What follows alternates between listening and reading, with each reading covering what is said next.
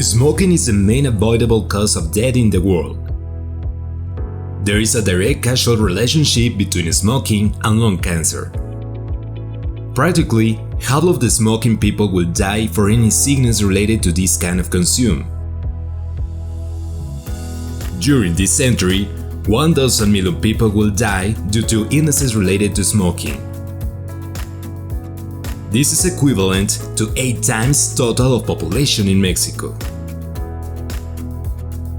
More than 8 million people related to smoking die every year. 7 million for direct consume, and more than 1 million passive smokers. Now that we know this information, we may agree that it's urgent to take measures to revert the number of deaths and illnesses related to smoking. Then, what has been done about it until now? Different guidelines and actions have been created from then to reduce the tobacco consume and reduce its consequences. Among these, there is the Conference of the Parties, the Convention of Tobacco Control, and the group of measures denominated Empower, which consists of following tobacco consume, protecting population of that consume, warning them about danger about it, and helping them to quit smoking. In spite that many countries have advanced with the implementation of these measures, only a few has been done in fact to offer effective alternatives for smokers to quit this habit.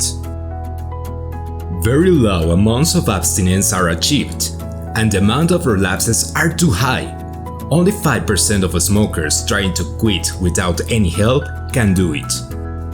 But in the last years has emerged a new tool that has proved being much safer than traditional cigarettes, and has been efficient with smokers who want to quit this habit.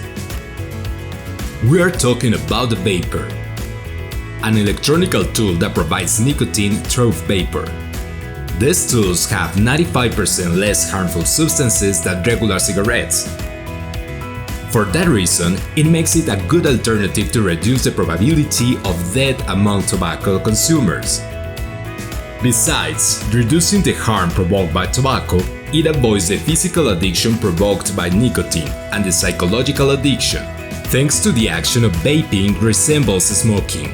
A similar sensation is experimented when exhaling vapor. Then, why don't we see these tools considered as public policies to stop smoking? Unfortunately, the media, some doctors and governments have been misinforming a great part of the population, telling them that vapers are dangerous and even more lethal than cigarettes indeed. An unfortunate and dangerous affirmation. But where did this misinformation emerge?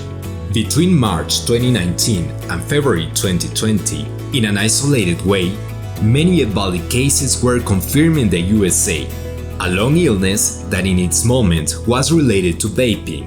After research and analysis of these products, we became to conclude that these cases were consequence of bad use of the products, because they were altered illegally to include in their ingredients THC solved in vitamin E acetate, substance that is highly dangerous, even deadly when it is inhaled.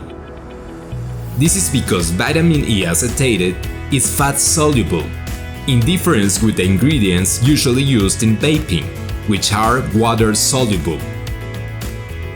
After that, the Center of Control of Sicknesses in the USA and the FDA recognized that the cause of these lung harms was the vitamin E acetate, and not the vapors as it was badly informed. Unfortunately, the bad and undated information is still being used for many countries around the world to prohibit these tools. Despite, there are hundreds of studies endorsed internationally, which recognize vaping is an efficient harm reduction tool that can help adult smokers to quit this habit. Countries like UK have implemented health policies directed to harm reduction. We are convinced that the only way to improve the quality and quantity of life of smoking patients is with a right regulation and with updated information based and free of conflict of interest.